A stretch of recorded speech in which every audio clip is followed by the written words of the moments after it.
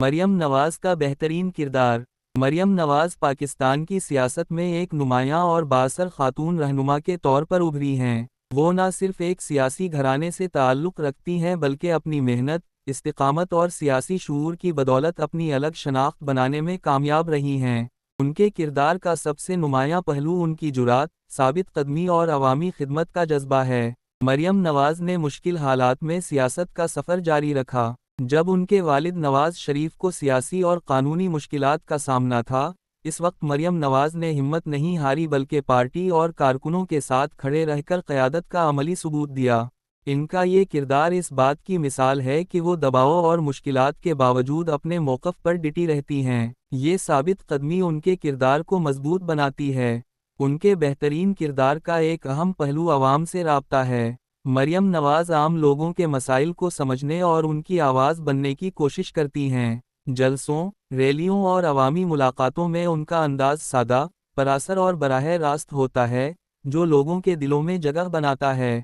وہ نوجوانوں، خواتین اور متوسط طبقے کو سیاست میں شامل کرنے کی داعی ہیں، جو ایک مثبت اور تعمیری سوچ کی علامت ہے۔ مریم نواز کا کردار بطور خاتون رہنما خاص اہمیت رکھتا ہے۔ ایک ایسے معاشرے میں جہاں سیاست کو عموماً مردوں کا میدان سمجھا جاتا ہے، وہاں انہوں نے اعتماد کے ساتھ خود کو منوائی۔ وہ خواتین کے حقوق، تعلیم اور بااختیاری کی بات کرتی ہیں اور عملی طور پر یہ پیغام دیتی ہیں کہ خواتین بھی قیادت کی صلاحیت رکھتی ہیں۔ ان کی یہ سوچ نئی نسل کی خواتین کے لیے حوصلہ افزا مثال ہے۔ ان کے کردار میں صبر اور برداشت بھی نمایاں ہے۔